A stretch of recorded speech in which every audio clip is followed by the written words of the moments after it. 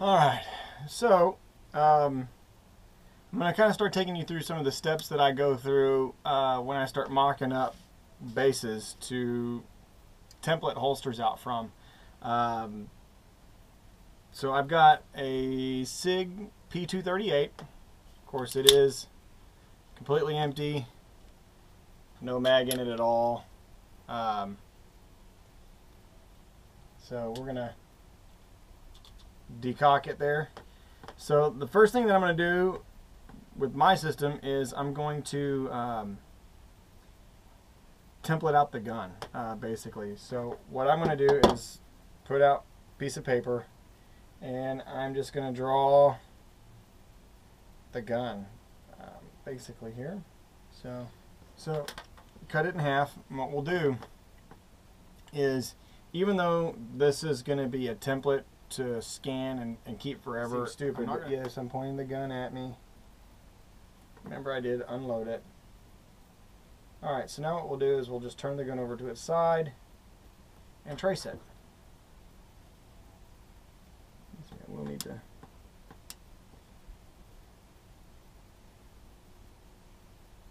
And it only has a mag release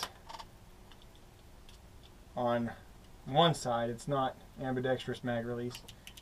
So that's really all we have to do.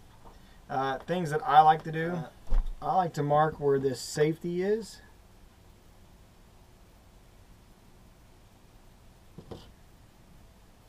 So that when I do different style holsters here,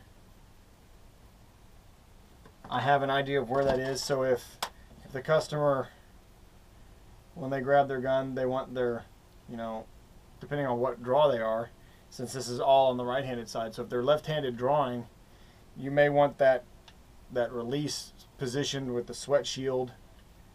You may not want that when it's down in there. You may want to be able to have the sweat shield come here, or you may want it come under. It just depends on the customer.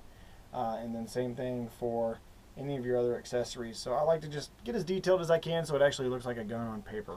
This helps me just kind of figure out some better places to put things,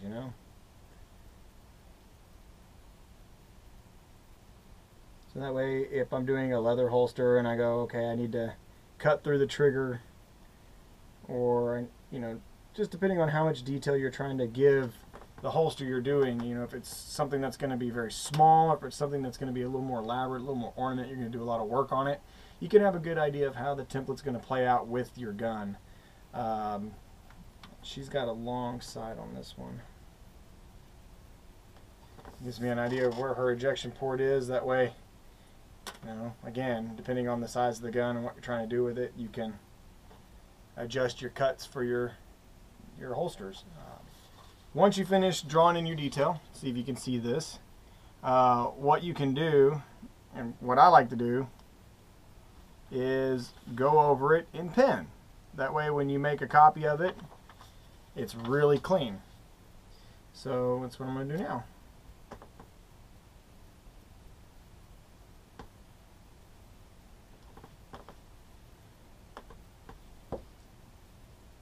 So what I do, and have started doing at least, is I scan all of these into the computer. That way, if I ever need it again and to make another pattern, or somebody liked it and I've built it once before, guess what? I don't have to redesign the wheel. I can just pull out the pattern of their gun and make the pattern for the holster. And it works out pretty dang slick, I might say.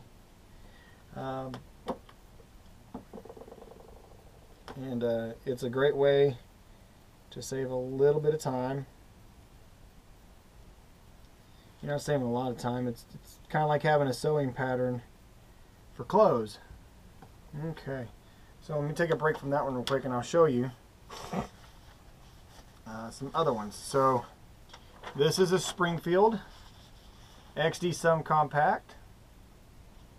I don't know if you can even see that. Get close. Closer, closer, closer. I forget that the dang GoPro's got great lens capacity here. So that's too close, huh? So there's the Springfield And here's how we mock it up. So once I design a holster, so this is kind of a classic look and style here. This is unfolded. See if I can get this better. Get some light to catch on it here. Okay, so this is the holster pattern, and this one's got a reinforcement piece as well. So I draw out the patterns. I'll also scan these in. So if I like the pattern and the pattern works well, now I have the pattern saved. And like I said, when I cut these out of leather, or even when I'm going to mold Kydex, I don't necessarily have to have the gun to know how much material I'm going to need to do an estimate, or say somebody wants something quoted to them because it's really specific or unique. Well, then now I've got a way to at least look at about how much material we're talking about and what we're getting into before we get started. So it's just a great way to stay on top of it and be professional. And then also, if you're trying to come up with something unique and you want to play around with it, you've got a gun to do some design off of, and you can pencil in over the top of it, and there you go. You've got something that you can at least do some prototype sketching and have fun with. So when you get a gun, sketch it in and save it for future uses.